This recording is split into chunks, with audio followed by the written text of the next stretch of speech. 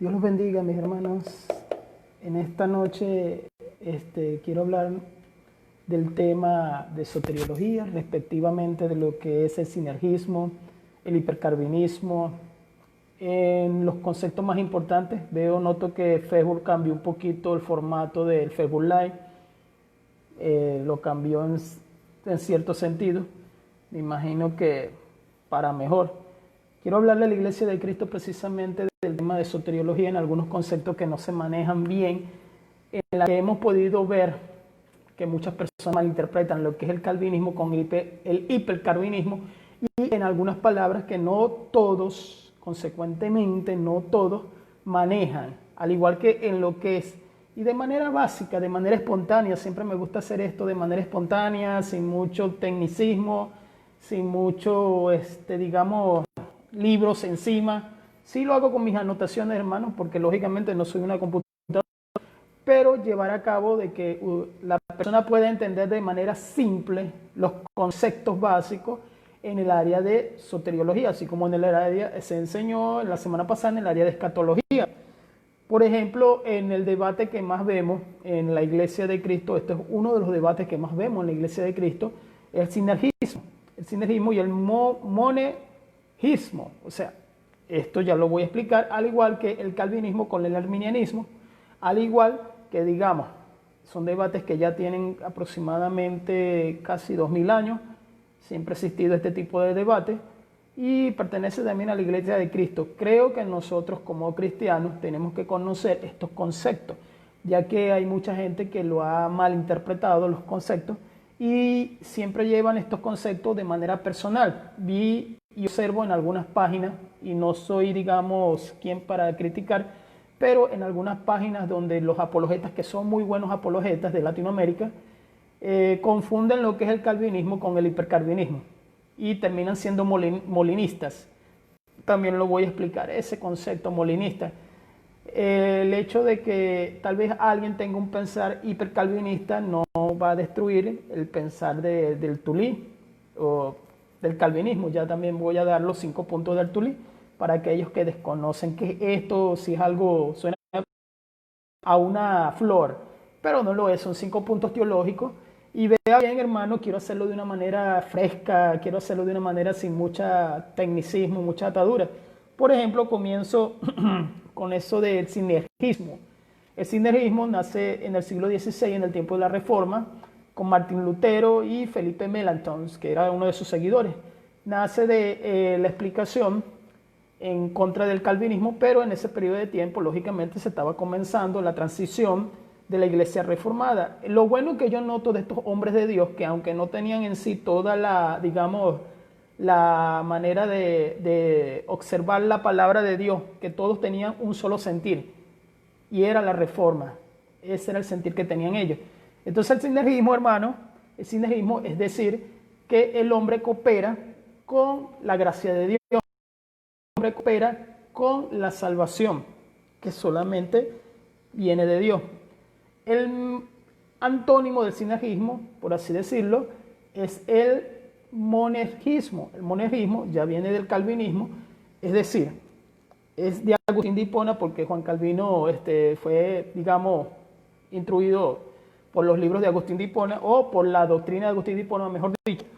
Es la enseñanza que enseña que la salvación proviene solamente de Dios, por gracia, y que el Espíritu Santo es quien regenera al hombre. En el sinergismo vemos la voluntad del hombre procediendo de alguna manera o cooperando de alguna manera en la salvación, en el medio de la gracia.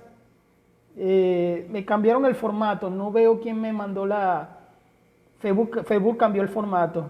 Antes aparecía a la persona que estaba mandando el like, ahora no aparece, solamente aparece la manito. Dios te bendiga. No puedo decirlo porque me cambiaron el formato de Facebook Live. Entonces, en lo que hablamos de sinergismo, que son las dos áreas principales, viene también de la reforma, porque en el tiempo de la reforma, los grandes reformadores eran los que debatían en esta área porque se estaba formando. Recuerden que la reforma comienza, lógicamente, por las 95 tesis de Martín Lutero. Y esto da a pie a comenzar nuestra doctrina, la doctrina que de verdad es sola escritura. En lo que es, hermano, voy a decirlo de una manera salteada, los conceptos. En lo que es, en el Agustín de Hipona tenía un contra. El contra de Agustín de Hipona era Pelagio, el sacerdote Pelagio.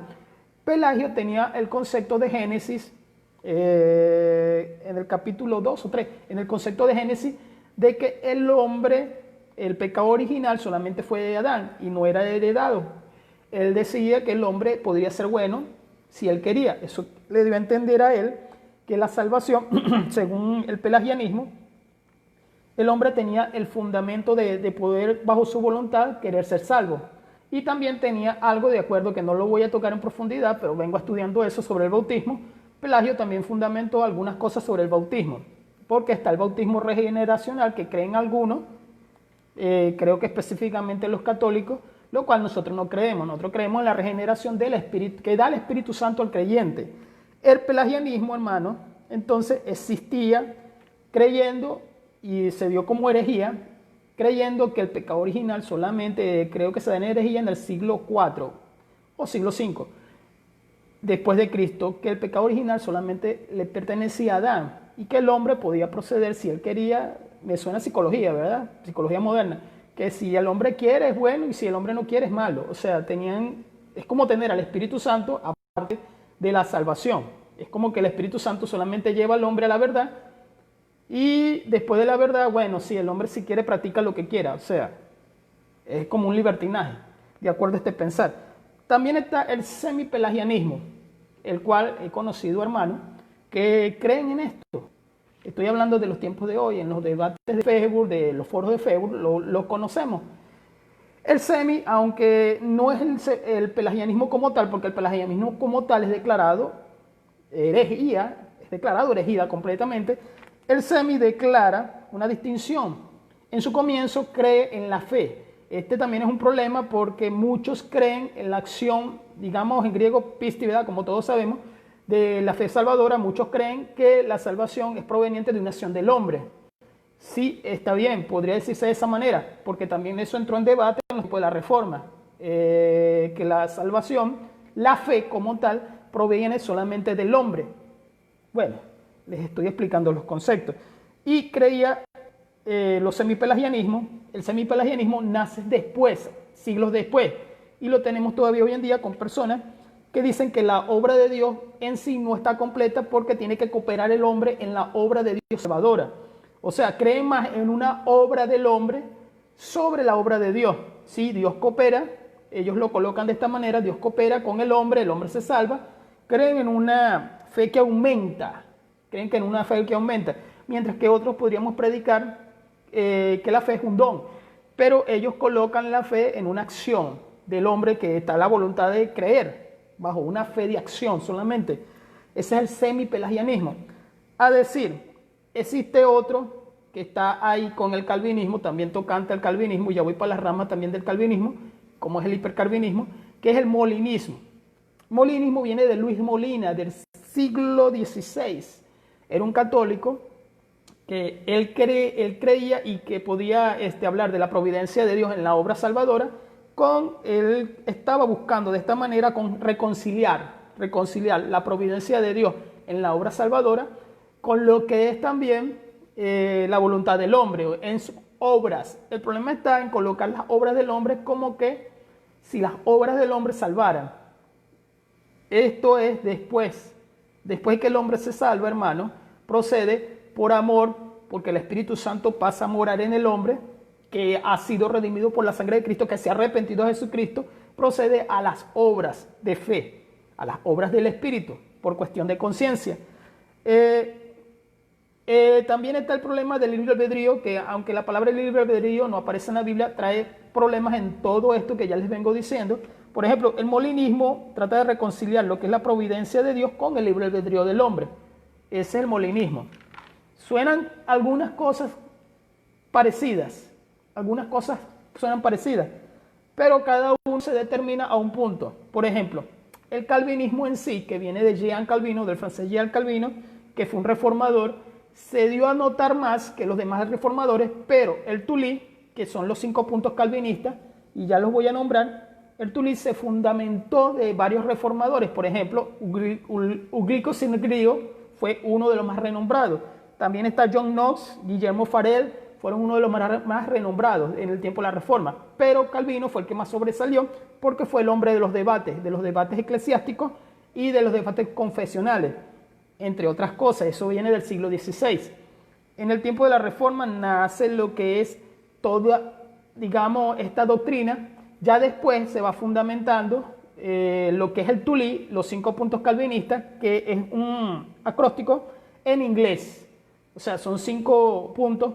El primero es la depravación total, lógicamente está en inglés, pero nosotros como hablamos español la nombramos en español, que tiene que ver la depravación total con la muerte al pecado, que el hombre está muerto al pecado.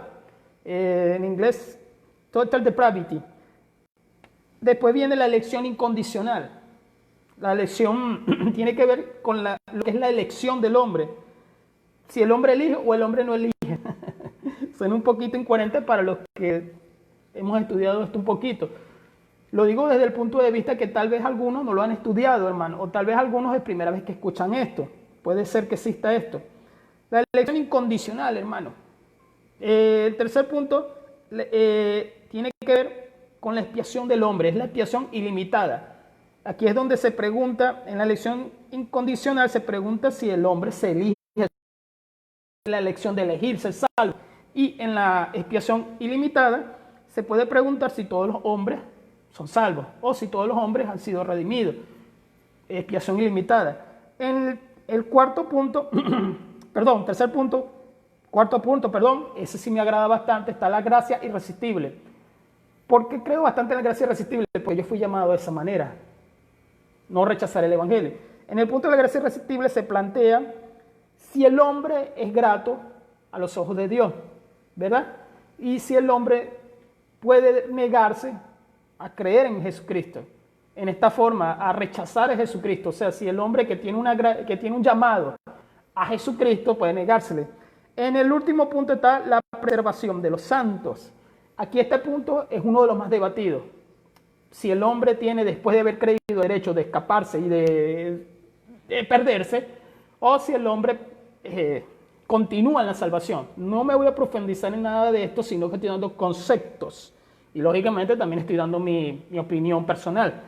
Viene en lo que es una de las ramas más desviadas, el hipercalvinismo. El hipercalvinismo se confunde mucho con el calvinismo. No lo confundimos nosotros, lo confunden las personas que no han estudiado los 5 puntos calvinistas o que tal vez al no estudiar el tema en sí, estas personas determinan que todos son hipercalvinistas. O sea, que el que se presente como Calvino, con las ideas doctrinales de Calvino, o con el tema del Tulí, que de repente no todos vamos a estar de acuerdo con los 5 puntos del Tulí, ¿verdad? Eso no nos hace ser idólatras de Calvino, sino que creemos en la teología que fundamentó estos reformadores, que fueron varios. Hay una lista grande de reformadores. El que más sobresalió fue él. El hipercalvinismo se desemboca con la palabra elección o la palabra fe. Es en el que, le voy a dar un ejemplo, es en el que vemos que muchos, y yo me he chocado, o sea, he tenido la oportunidad de debatir con estos hermanitos, son hermanos en Cristo, que salvan a Judas. De una manera, por la palabra elección, salvan a Judas. O sea, se utiliza la exegética, pero una exegética demasiado extremista. El hipercalvinismo da a entender que nosotros, los calvinistas, por ejemplo, no creemos en la oración. O no creemos que tenemos que orar o evangelizar. Bueno, hay que orar, hay que evangelizar. Hay que salir a la calle, hay que predicar el evangelio a las personas que no tienen a Cristo. Es lo que hay que hacer. Pero aquellas personas que no tienen este conocimiento tal vez creen que todos los calvinistas son hipercalvinistas. Y muchas veces sí me han dicho groserías. Es que los calvinos, no, con groserías y con todo y burla, es que el calvinismo no cree en la evangelización mundial. Claro que sí lo cree. Es que el calvinismo no cree que tenemos que orar. Claro que sí tenemos que orar. Porque entra en lo que es un fatalismo. Exactamente, estaba buscando la palabra, ¿verdad? ¿Por qué un fatalismo? Porque Dios creó y Dios eligió y ya está listo, y ya. Eso es un fatalismo. Al creer en el fatalismo vienen estas personas que tal vez le predican a todos, son evangelistas, o estas personas que le predican a los ateos y creen que el calvinismo determina que nosotros simplemente no tenemos que predicarle a nadie, porque también entra el lado de orar por los perdidos, ¿verdad? Hay que orar por los perdidos, ore por sus familiares que no tienen a Jesucristo, oremos por todos los que no tienen a Jesucristo, lógicamente, hermano, tenemos que hacerlo porque es nuestra labor como cristianos. Mateo 28, 19, el Señor dice, y hacer discípulos a todas las naciones, bautizándolos en el nombre del Padre, del Hijo y del Espíritu Santo. Es imperativo la orden que da Jesucristo. También dice en Romanos capítulo 10, referente a lo que es la obra de la predicación. Entonces muchas personas determinan que todos los calvinistas son hipercalvinistas. Es un problema, porque yo, por ejemplo, creo que hay que evangelizar a las personas, lógicamente hay que evangelizarlas. El problema lo tienen mayormente, en general, es en lo que es la soberanía de Dios y la palabra fe. La soberanía y la palabra fe. Ahí es donde entra más el debate. También está en el libre albedrío, pero cada quien de acuerdo como ha creído, porque hay personas que tienen mezcolanza de ya lo que había explicado, tienen una mezcolanza por aquí, otra mezcolanza por acá. Continúo, por ejemplo, en el arminianismo. El arminianismo es el contra del calvinismo. El arminianismo nace en el siglo XVII, Jacobo Arminio fue el que se fundamentó en los contra, la antítesis del Tulí, como acabo de nombrar, pero de una manera más creyendo en lo que él presenta, que es la cooperación de la voluntad del hombre hacia la salvación. Y lo que es, digamos, la fe, es presentar también la fe de una manera activa en el hombre, o sea, que el hombre puede tener fe como no puede tener fe, según lo presenta el arminianismo. Yo lo voy a decir de esta manera, algunos son arminianos y no lo saben, algunos son semipelagianos, o lo ocultan o se hacen los locos, por así decirlo, lo dije al estilo venezolano, porque al uno leer un comentario, o al menos que tenga una mezcolanza, ya uno sabe más o menos por dónde viene esta persona.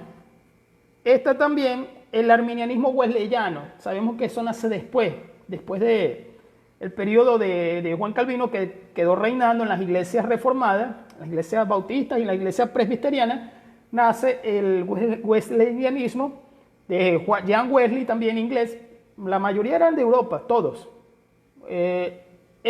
Tiene una similitud al arminianismo. El arminianismo cree en la depravación total del calvinismo, pero después se desvía en lo que es la elección, si el hombre puede elegir o no. Hay algunos que son, digamos, hasta semi-arminianos, que suena un poquito que el hombre cree en Jesucristo, o sea, tuvo fe, pero después el hombre elige. Después el hombre elige si se quiere salvar o no. O sea, digámoslo de esta manera. Yo creo en Jesucristo, pero yo después tengo mi razonamiento y me quiero regresar al mundo, por así decirlo. Esto mayormente sucede, hermano, es con las personas neófitas, o sea, nuevo creyente. Neófito no es ofensa. Neófito viene del griego neo, es nuevo. Y ofi es de oficio, nuevo en el oficio. Lo que pasa es que a veces se utiliza como si fuera una ofensa. Si no sabes un tema, eres un ignorante. O sea, y tampoco ignorar es ofensa. Lo que pasa es que muchas personas lo agarran de acuerdo a que sea una ofensa. El wesleyanismo arminiano defiende en el punto de lo que es la justificación, es donde tiene ese choque con el arminianismo. El arminianismo cree en la justificación que viene de Cristo. Hay algunos que yo me he encontrado que dicen que la justificación es por obra. Romanos capítulo 5, versículo 1, léalo, hermano. Entre otros versículos del capítulo 4, del capítulo 3 de Romanos. Lea el capítulo completo y se va a dar cuenta de lo que estoy diciendo exactamente. Y hemos llegado, mayormente, hermano, las sectas o las religiones son las que te obligan a llevar una obra para llegar a la salvación o a luchar dentro de la salvación para tener la salvación. Es como que si la salvación estuviera tan arriba, tan arriba, tan arriba, tan arriba, que tú necesitas hacer obra hasta tenerla. Eso es lo que enseñan las sectas. Voy a nombrar una, por ejemplo, el adventismo no perder si no guardas el sábado. Eso es una obra. Solo Jesús, que nosotros lo llamamos los unicitarios, enseñan que el bautismo salva. El bautismo es una obra. No pertenece al orden, no pertenece al orden de salvación.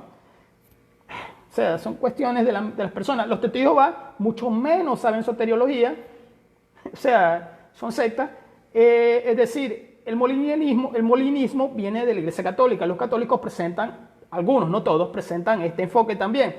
Entonces, arminianismo, wesleyanismo, los wesleyanos, que es de donde nace en realidad la iglesia pentecostal de hoy en día, aunque termina de crecer completamente, sabemos, en el siglo pasado, como todos saben ya la historia.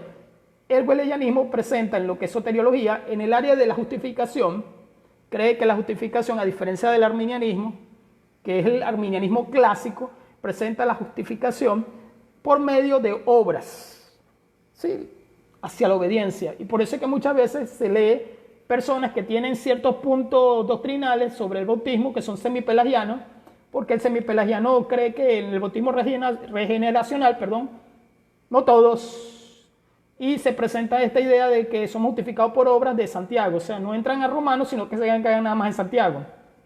Y Santiago fue la primera carta, las demás son cartas soteriológicas, Santiago es carta de ética, entre otros textos del libro de los Hechos. Esto es largo, hermano, muy largo, bastante largo. Simplemente les estoy dando los conceptos básicos para que usted los tenga en mente, o tal vez para que usted lo estudie más profundamente, hermanos. Estas dos cosas, dos palabras que son hiper importantes, que provienen del calvinismo. ¿Por qué son importantes? Porque en estos dos conceptos, proviene la idea también de la salvación, la predestinación. Lo que es el supralazarianismo, el infralazarianismo, o sea, un poquito se enreda la lengua. No, el supra significa sobre, la sux significa caída en latín. Estas dos ideas tienen que ver con los decretos divinos, tienen que ver con el calvinismo, o sea, lo que proviene de la doctrina de Calvino, ¿verdad? No precisamente que Calvino llegó y arregló toda esta doctrina en sus años de vida, no. Todo esto son de los reformadores. Como ya dije anteriormente, fueron muchos reformadores. Y toda esta doctrina fue de las confesiones de fe en Europa. Primero, el supralazarianismo cree en su primer punto la glorificación que Dios tiene en sí mismo, en la predestinación, ¿verdad? En su segundo punto, crear los seres humanos. En su tercer punto, permitir la caída. Escúchese bien. Y en su cuarto punto, justificar a los elegidos y condenar a los reprobos. Ese es el supra. Ahora está el infra, que significa debajo del laxus, de la caída. Eso es latín. El infralazarianismo, ahora sí lo dije bien, gloria a Dios, aleluya, cree, primero, crear el ser humano. Vea la diferencia del supra al infra. El supra primero presenta la predestinación, que él se glorifica en la predestinación. En cambio, este presenta que primero era crear al hombre. Son los decretos divinos. Segundo, permitir la caída. Vea bien. Tercero, predestinar para salvación, elección y reprobo. En el tercer punto. Y en su cuarto punto, justificar a los elegidos. Vea las diferencias, hermanos, en cada uno de estos puntos. Y cada uno de estos nos da a entender, hermano, una doctrina. Usted me dirá, hermano, bueno, yo nada más quiero recibir la doctrina del Espíritu Santo. Siempre escucho eso. Siempre he escuchado ese tipo de temática de que, bueno, está bien, hermano, pídele al Espíritu Santo que le alumbre, que le haga el razonamiento de su palabra. Y voy para la Biblia, porque tal cualquiera me va a señalar y me va a decir, este hermanito no leyó nada en la Biblia. O este viene a enseñar puras palabras que se pueden encontrar en libros de teología, pero no enseñó nada de la Biblia. Tiene que ver con la soberanía de este tema, tiene que ver con la soberanía de Dios. Por ejemplo, Dios es soberano. Vamos a leer un versículo en Daniel, capítulos, lo tengo por aquí anotado exactamente, 4, 34 y 35, ¿verdad? 4, 34 y 35 dice: mas al cabo del tiempo señalado, yo, Nabucodonosor, alcé mis ojos al cielo y recobré la razón. Vea bien, si usted lo ha leído, sabe de qué viene hablando el contexto, ¿verdad que sí? Entonces bendije al Altísimo y alabé y glorifiqué al que vive para siempre, cuyo dominio es eterno y su reino por todas las generaciones. Todos los habitantes de la tierra son considerados ante él como nada, y él hace lo que le place con el ejército del cielo y con los habitantes de la tierra. y no hay quien detenga su mano y le diga, ¿qué haces? Entra la soberanía de Dios, ¿verdad? En lo que enseña la palabra de Dios. Dios hace completamente en donde Él quiere. Él es soberano. Y Él no se sale de su propia palabra, de su propio escrito. Vamos a buscar otro versículo.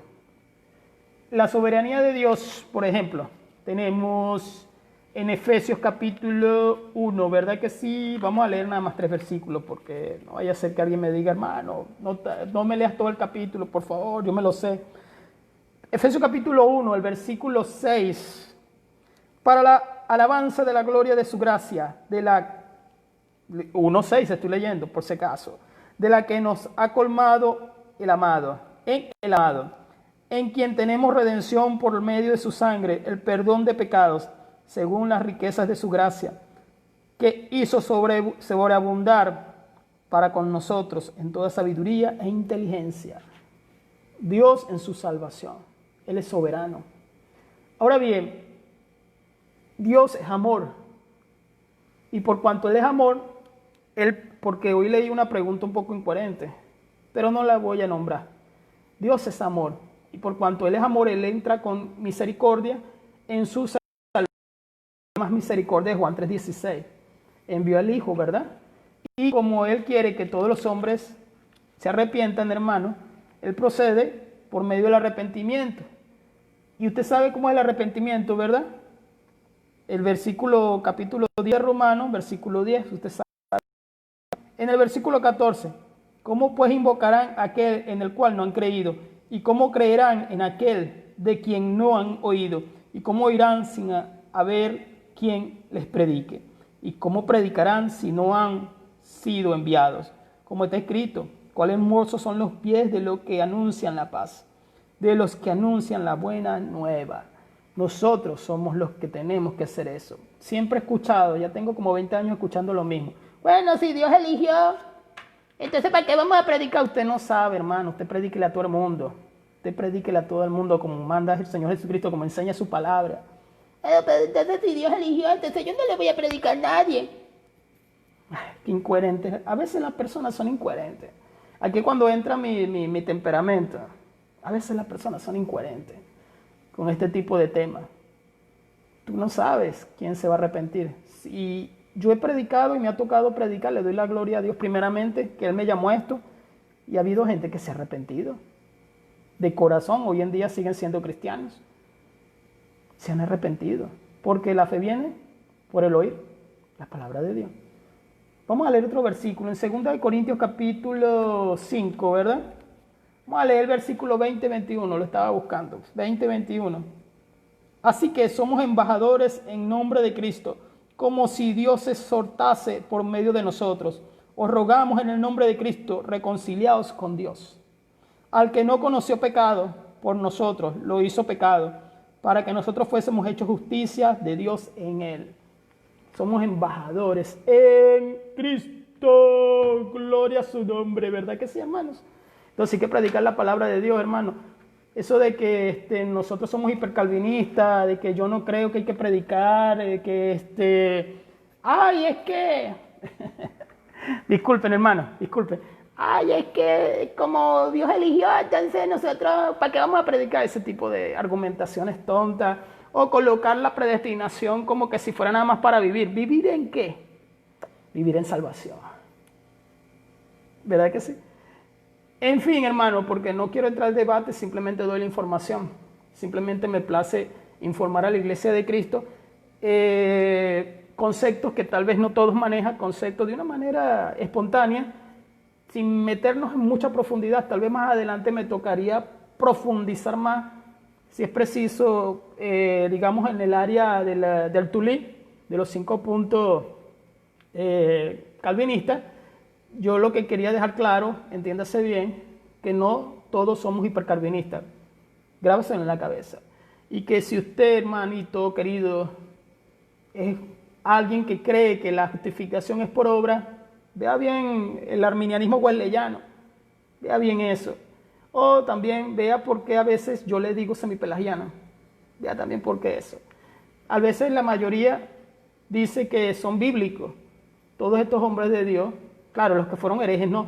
Estos hombres de Dios fueron usados por Dios, por la palabra de Dios. Eso de decir, es que eso es una secta, no sea ridículo, hermano, no me haga que lo ofenda, no sean tontos. Esos son sistemas teológicos, hermanos, que todos tenemos que usar. O sea, si usted no lo quiere usar, está bien. Estudie, hermano, capacítese, dése cuenta. Así como en la escatología, que hay diferentes escuelas, aquí también. Pero, lógicamente, el Espíritu Santo va a llevar a su iglesia o a rumbarlo de manera personal a usted o a mi persona a lo que de verdad enseña la palabra de Dios en su palabra. No es una cuestión de que, y esto es ilógico, que porque decimos ser calvinistas, entonces yo tengo una ficha de Calvino en el cuarto y le prendo vela. No, no, hermano, por el amor de Jesucristo. Creemos en el sistema teológico, porque en todo caso yo diría lo mismo de los molinistas y de los arminianos. Pero cada vez que le entramos en estos debates, y ya estoy concluyendo, para finalizar y mandar los saludos, cada vez que entramos en estos debates, caemos en esto de que hacen es anticalvinismo, no hacen debate, no hacen debate. Lamentándolo mucho, no hacen argumentación. Y vienen las preguntas tontas, porque no preguntan bajo el ordus salutis, orden de salvación. Romanos capítulo 8, ahí está. Sino que hacen argumentativa que aquella palabra significa, que es que yo creo en esto, que mi abuelita se murió y ella era cristiana y de repente se murió sin Cristo. O sea, hacen, y mayormente, y culmino con esto, ahora sí, esto se vuelve algo personal. Hermano, yo tenía un amigo que él era cristiano y se descarrió y hoy está en los testigos de Jehová. Es apóstata, así de sencillo. Puede ser que el Señor lo saque de ahí. Estoy diciendo, el Señor lo saque de ahí.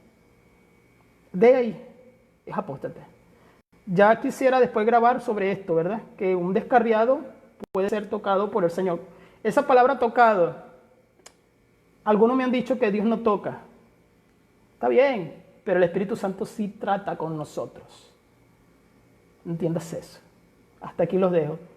Dios los bendiga, mis hermanos. Les mando unos saludos. Vamos a comenzar desde abajo. A los hermanos de Argentina, Paraguay, Uruguay, Perú, vamos a continuar, Colombia. Recuerden que estoy desde Venezuela y argumentando un poquito de lo que estamos hablando. Saludo a los hermanos de Nicaragua, Centroamérica, Bolivia, baje un poquito otra vez, Honduras, El Salvador, Guatemala. Llegamos a el gran país México. Mis queridos hermanos de México, algunos me quieren, otros me odian. Está bien, gloria a Dios. Yo los quiero a toditos. Los 130 mexicanos. Saludo a los hermanos de Estados Unidos y si es preciso también de España. Dios los bendiga, mis hermanos. Espero que sea de bendición. Creo que grabé poquito porque solamente quería que se entendieran estos conceptos. Dios bendiga a todos los hermanos que puedan y oigan estos conceptos y quieran estudiar la palabra de Dios. Estamos pendientes, hermanos, con un debate sobre el bautismo, pero lo tocaría con un amigo católico. Dios los bendiga.